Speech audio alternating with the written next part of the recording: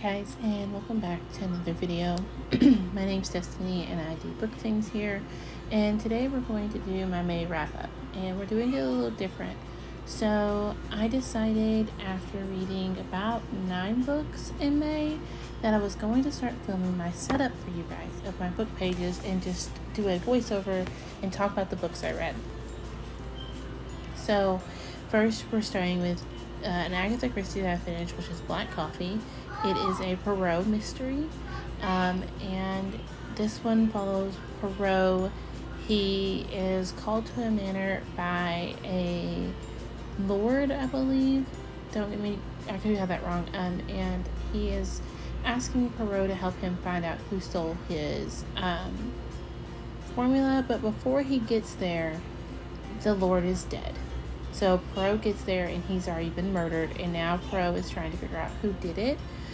It is called Black Coffee because it's believed that the poison was put in his coffee. This one I ended up giving 5 stars. I am absolutely loving my trip through Poirot's world and reading all the Poirot books. It's been so much fun, and as you can see, Fred loves when I'm planning and decorating my journal because he gets to try to chew everything. But I loved this one. I think that it was one of the more interesting ones because sometimes I can tell who done it, or at least I have a guess between 2 or 3. This one I went in, I did not know who it was, and it was a shock to find out who did it. I was glued to listening to this, and when the explanation came, it was shocking. I love it. I love all the Poirot books. So also on this page, you get Later by Stephen King. I gave it 2 stars. Did not enjoy it as much, but we'll get to that in a minute. Fred knocked my tripod off over there. So as you can see, I just laid down some washi to frame the page, and then the book covers. I will try to link everything I used in the description below. It may not be that great just because some of it I got so long ago. I've been trying to use up my stash. So I might not have a link. I do have a link to this washi tape though, so I can put that down there. But like I said, I really enjoyed the Poirot books. This glue stick is awful. I don't recommend. I got it from the Dollar Tree. I don't recommend them at all. You will see in this video, I have to double glue stuff all the time to make it work. But like I said, I loved it. It made me want to read more of her work. It made me want to pick up more Agatha Christie. This is my, I want to say like 6th Agatha Christie this month. Scribd has a lot of them, so I've been able to just like binge listen, and it's been wonderful. But on the other side of the spread, you do have Later by Stephen King. I felt like this one left something to be desired. The horror element was there, and I was scared for part of it, but the ending was completely unneeded. I also think that the cover is misleading. The cover makes it look like a teen and like maybe his mother on a road trip or something. The actual story was far from that, and the premise was amazing, but the execution was just not all that. I think that this may be my least favorite out of the year. It just, when you read the synopsis does give you a really good idea. Sorry if you can hear Ollie, she's supposed to be going night-night. The synopsis gives you a really good idea, but as far as the execution, it fell flat for me. And then that ending was so unneeded, and he didn't need to put it in there. He could have left that part out. And it grossed me out, and I was just happy it was over by the time I finished it. I picked it up because the Scribd put all the Agatha Christie's on hold till later in the month for me. I couldn't read anymore after I read Black Coffee, so I had to pick up something else, and Later was it. I honestly had thought about not reading any more Stephen King because of this. And I'm really happy that I picked up the next one you'll see here in just a second, because it kind of gave my faith back to Stephen King. And I'm learning that he is a very much a hit or miss author for me. Either I love him or I hate him. It's never in between. It's never a like across the board. It's very up and down. But yeah, so there's that. And then once I finish this, I'm talking faster than I can write.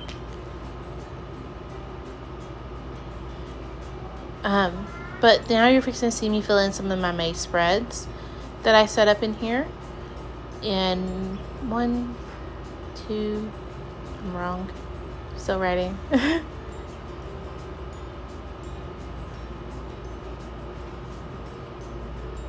Here we go. Okay, so now I'm filling in May spreads. So I didn't know what audiobooks I was going to pick up because, again, like I said, Scribd locked me out. So what you're seeing is me filling in some of the books I had already read and just marking them off. Okay, so the next one I'm going to set up is End of Watch by Stephen King. This was a 5-star read. It is the last one in the Mr. Mercedes series. It follows Detective Hodges. In the first one, you open the book and it's really hard to read. If you have children, this one may not be for you. It starts off with a car plowing through people who are just trying to find a job and find a way to live. And Detective Hodges gets contacted by the killer and gets drug into it again. So it is a detective series. I love this so much. This conclusion, while I wish the main character didn't have to die, I did enjoy the way he was killed off. It wasn't like a fight to the death between him and our main antagonist. It was a normal human thing that he could not control. I love Hallie and her uniqueness. I love how she shines. I do not think this needed Stephen King's brand of weird paranormal weirdness, but it is a one that I will read over and over again, and I think the mystery could have stood on its own. This series is one that I love so much. This is why I say Stephen King is hit and miss for me, because I love the Mr. Mercedes series, and I don't usually get down with detective series, but I hate it later. So there's always this kind of give and take with him. The next one I'm about to start setting up is one for my most anticipated of the year that I've been telling you guys I was going to read for a really long time and just did not get to it. If I didn't say before, Stephen King, this was a 5-star read. So next I decided to do a full 2-page spread for Almost There. This is the twisted tale of Tiana. So what if Tiana made a deal with the Shadow Man? This one, I think we've talked about it a little bit on my channel. I went in thinking that it was going to be she takes the original deal that the Shadow Man gave her. So she agrees to let him give her her restaurant if she gives him the talisman. That is not it at all. And when I went in thinking that was the deal she was going to make, I was really worried because that goes against Tiana's character, in my opinion. She is very strong and hard-headed and hardworking, that she doesn't want anything given to her. She wants to work for it. In this one, instead, she actually makes a deal on behalf of Naveen and her father, which is much more in her character. It was so good. I love the twists and turns it took. I love how our characters were left off. Now, the only thing I will say is I wish Ray did not have to die. My baby did not need to die again. She could have brought him back from the dead. It didn't happen, but I wish it had.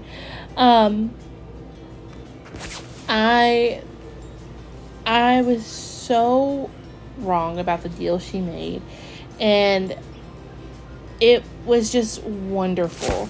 I think that this is one of my favorite twisted tales for sure. It honestly ranks up there with Mulan. If Mulan didn't take the twist it took, it was so vastly different than the movie, this one would have been better than it, but it's a close second.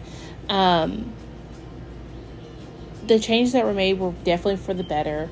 It gave a spark that I first felt when I first watched the movie, and I think the title showed Tiana's growth and how as humans we never are done growing.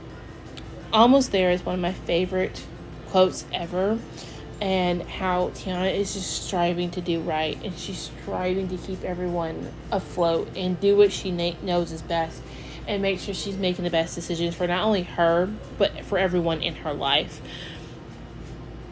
This was just one of my favorite of this month.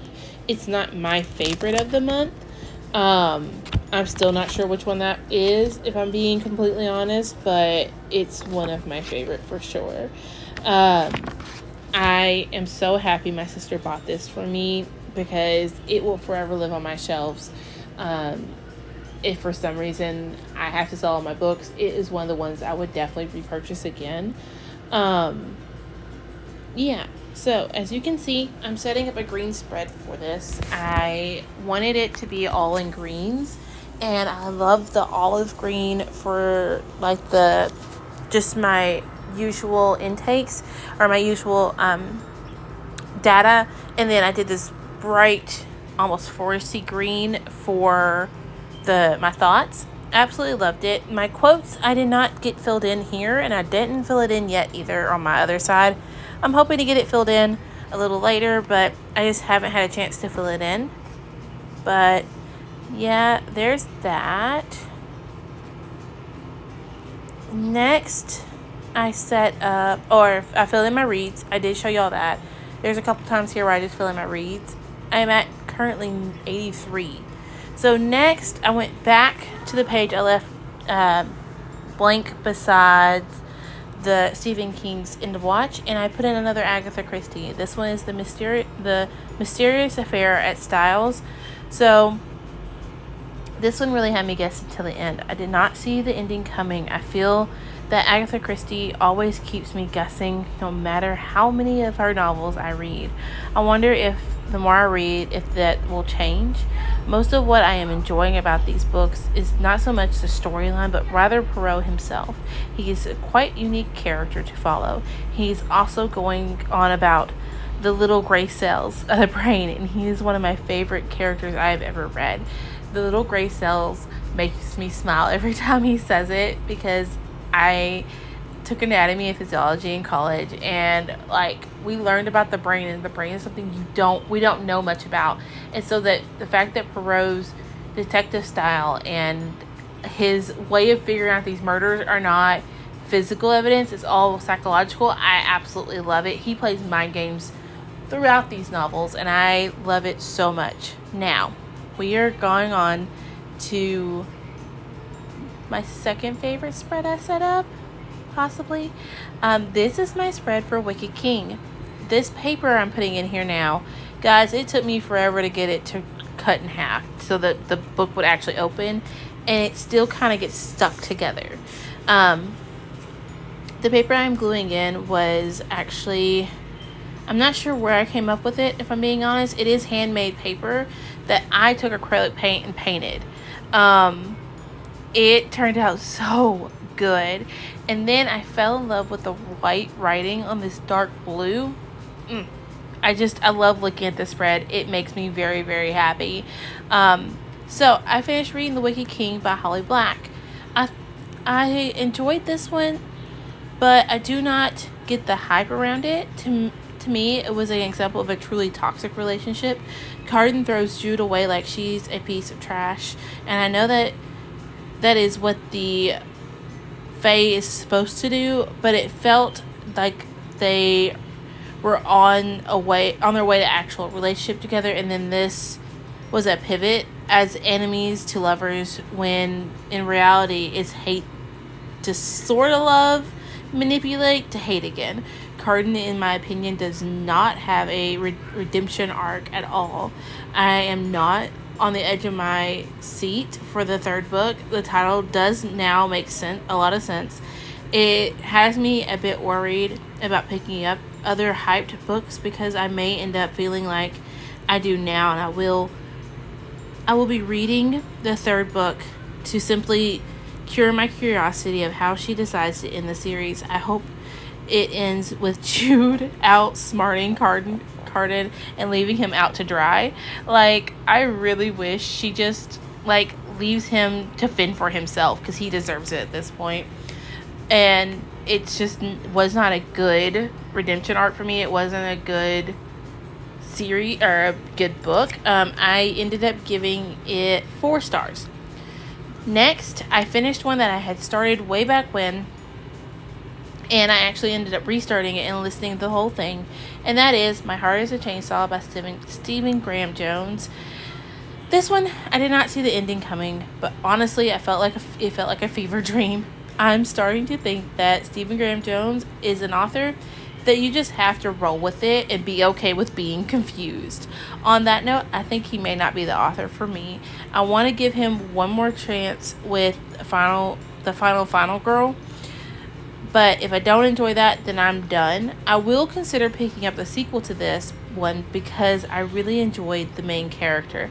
I love her spastic energy. It made me smile. It's the reason I kept reading, because I love her spastic energy. And I love how she's like, there's a serial killer. There's a serial killer. And like, no one believes her because they think she's crazy. I loved it. I realized I have read another book from him. I read the Living Mannequins or something like that. I think he is from Texas because that one is set in Rockwall, which is close to where I live. I cross that bridge every time I go to see my better half, and that was a fever dream made into a book, and I gave it 2 stars. This one I ended up giving 3 stars, and what you're seeing now is I'm filling in some of my yearly spreads. And honestly, I left the camera rolling while anytime I was in this journal, I just left it rolling. Now, this is my spread for A Ballad of Songbirds and Snakes. I painted this paper as well, and I honestly forgot to film me setting it up, so I just decided to do this steal and talk over it.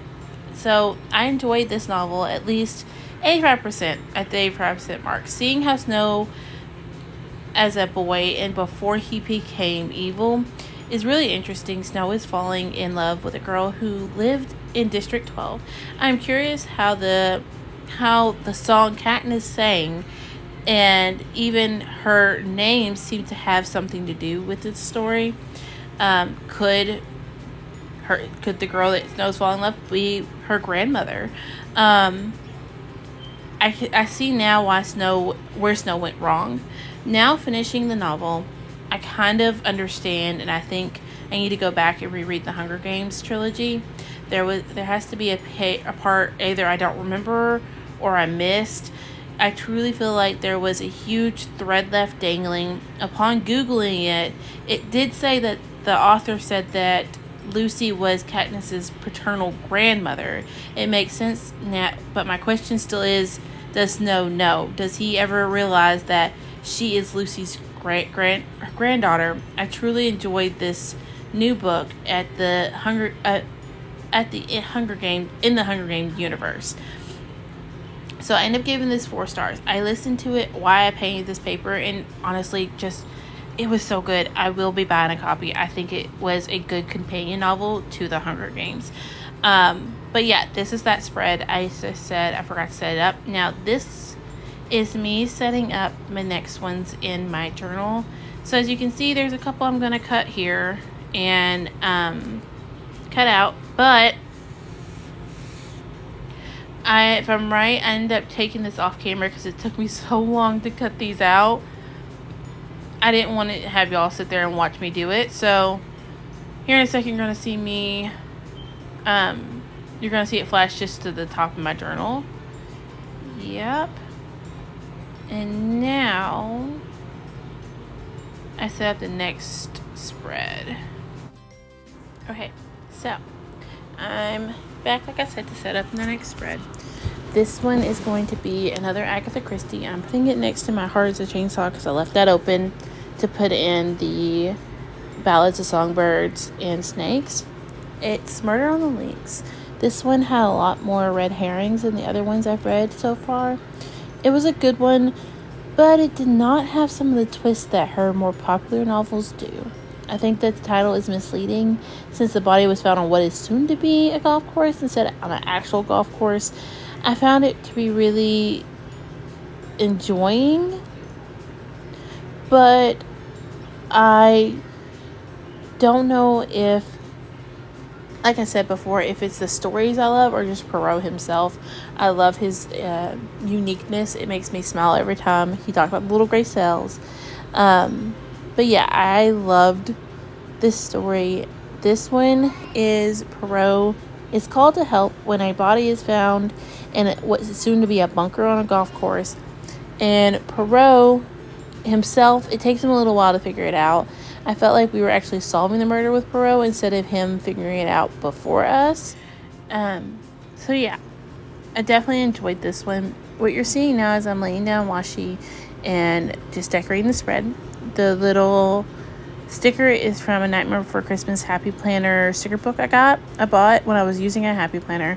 What I'm doing here is I'm looking for the sticky note that I wrote all of the details on. So usually I have the year it was published, the number of pages, the date I finished it, all that good stuff. And I could not find my sticky note anywhere that I used to write for all these books that I was planning for. So here in a second, you'll see Fred knocks over my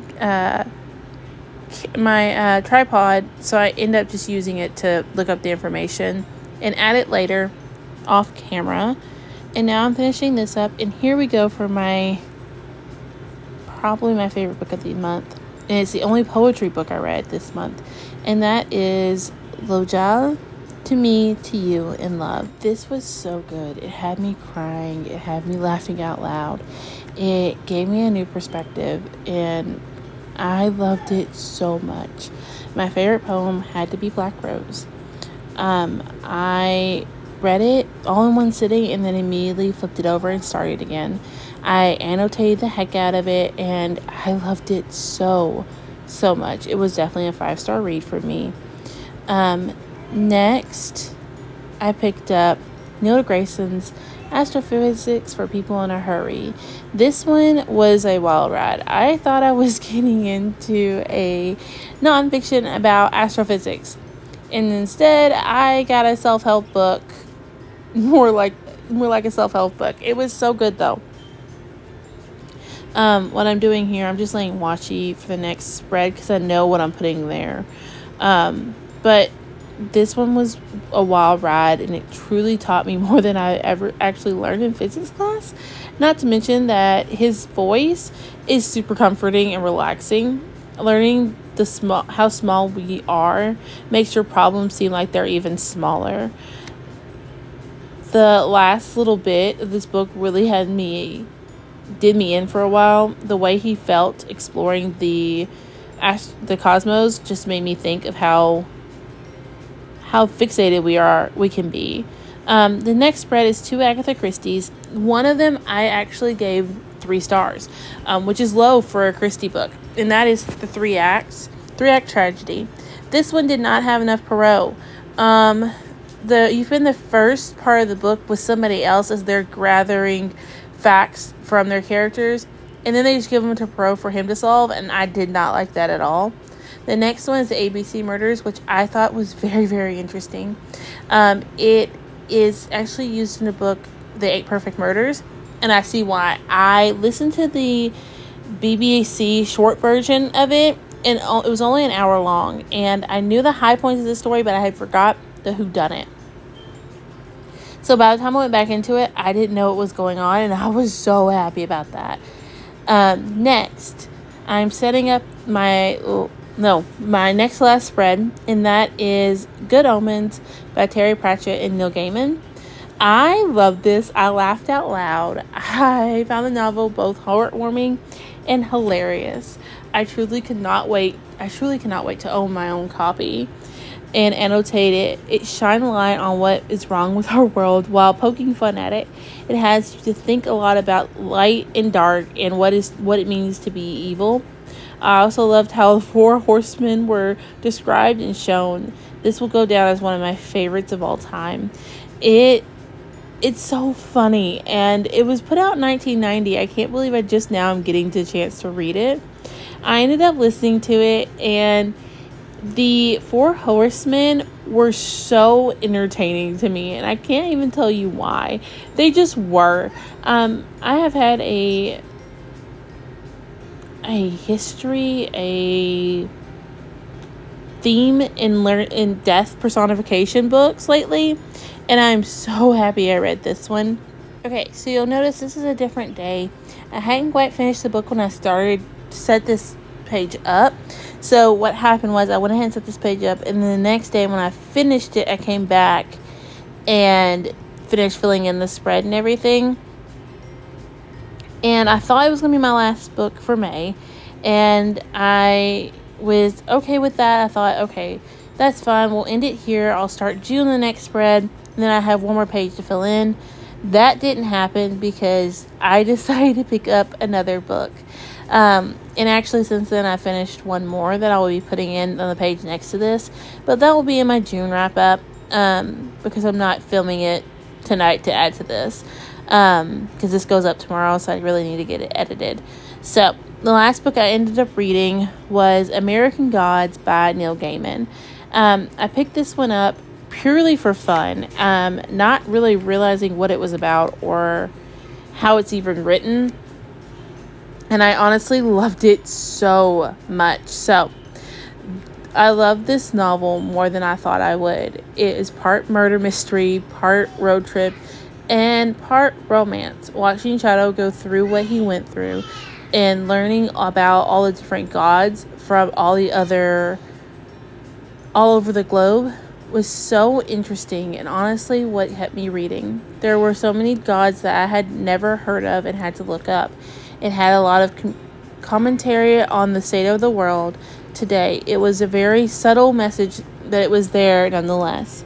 When Shadow mentions that there must have been one of the drug ones because it looked shiny, I realized that we have started to worshiping certain vices / comforts as they were gods. And in the old days, we were sacrificed and gave to the powers that be to keep our lives on track. Now we sacrifice for technology, drugs, sugar, and other things that make our life simple. It was not that I think these things are bad on their own, but everything should be taken in moderation. Learning who Shadow was and watching him do the right thing felt a bit like it coming full circle. I don't know if Neil Gaiman has ever thought about revisiting this world, but if he does, I would be more than happy to read more. I would love to see Shadow visit different countries and learn about their gods, and just the fact that he meets Mr. Wednesday where Mr. Wednesday started at is just amazing. I loved it so much, and hearing him talk about the new gods versus the old and everything we go through was just wonderful. I love this so much more than I thought I would, and I have recommended it to so many people that I can't wait for somebody else to read it just so we can discuss. I will say that the little square sticker I put down, I'm going to put a quote in there. I have not filled it in just yet. I've not really been in this journal much lately. I was sick this weekend, so I didn't really get much done in my journal at all. But there you have it. There is my wrap up as far as filming for the journal. Now, once I finish this, I will turn it over to Forward Facing Destiny, and she's going to tell you about the other books I finished that I didn't get a chance to film, because this month I did finish Hellbent. I finished a whole bunch more Agatha Christie. I finished, let's look, is there any other one I want to, there's a lot more Agatha Christie that I finished, really, that's all. So, yeah, I'm going to hand it over to her. She's going to tell you about those, and then we will be done. I thank you for watching this long video. I know it's a long one, but it's because I read so much and I wanted to try this out for a wrap-up style instead of doing just me talking about the books, just, face to face. Okay, guys, so like I was saying, I finished other books in May that I didn't get filmed, as far as me setting up the spread, so I thought we would go through those really quick. Give me 1 second, I'm just flipping through my book journal. So the first one I ended up finishing in May was This Darkness Is Mine by Minnie McGinnis.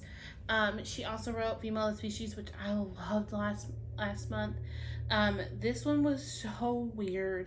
I did a weekly check-in talking about it. I gave it 4 stars. It was just the weirdest little book that I think I've ever read. It's on my shelves. I did a reorganization of my books, and I don't know how I feel about it. I gave it 4 stars because it seemed good, but I don't know how I feel about it. The next one I finished was The Murder of Roger Ackroyd. It was a 5-star read. This is one of my first Poirot books, other than Murder. Oh, I read one other one that had him in it. Murder on the Orient. No, wasn't the Orient Express.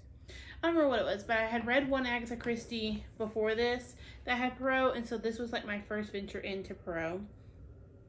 I gave it 5 stars.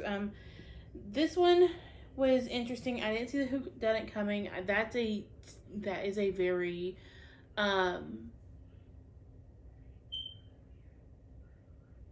that's not a very unique trait with Agatha Christie. I never see the whodunit coming. I don't ever try to figure out the whodunit beforehand. The next one I finished was The Big Four by Agatha Christie. This is another 3-star.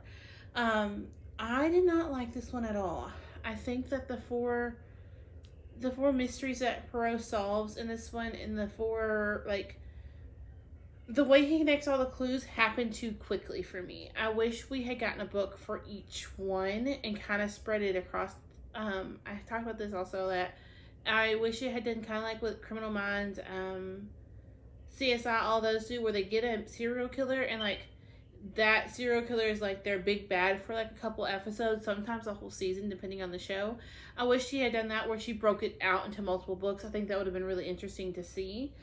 And maybe I wouldn't have felt like it went by too fast. The next Agatha Christie I picked up was Mystery of the Blue Train. This was 4 stars. I didn't hate it. It was another one of those that I felt like was just too fast for me and didn't give me the proper time with Poirot that I wanted. The next one was Poirot In-House. This was 5 stars. I really enjoyed this one.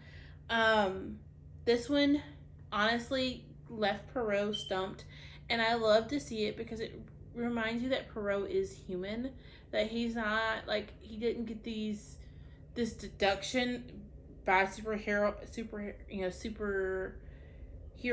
or paranormal means. Like, he is human. He's just using psychology to solve these. The next one was Lord Edgware Dies. This one was a 4-star. Didn't hate it. Didn't really love it. It's not one of the ones I would reread. And then the last one that's in this book journal is Murder on the Orient Express. I honestly didn't even put all of everything in here. I gave it 5 stars. I loved that one. I think so far my favorite Poirot, though, has to be Death on the Nile. I do have a review coming up where I compare Death on the Nile to the movie. I have watched about half the movie. I'm hoping to finish it tonight so that I can film that video. It should be interesting. But yes, I Murder on the Orient Express is right up there with Death on the Nile. And then the last book that I didn't show y'all me setting up was Hellbent by Leigh Bardugo. So I've talked about that in length. I gave it 5 stars. There's a whole review video that I'll tag below and put up in the cards where I read it. But there you have it. That is everything I read in the month of May. I hope y'all enjoyed this. Let me know if you enjoyed the downward view of me setting up the book pages. I honestly really enjoyed setting them up. It gave me something to do on almost a nightly basis. I set up a spread or 2. I actually have 2 spreads set up right now, so I'm excited for that. Let me know what you think, and I will see you on my next one.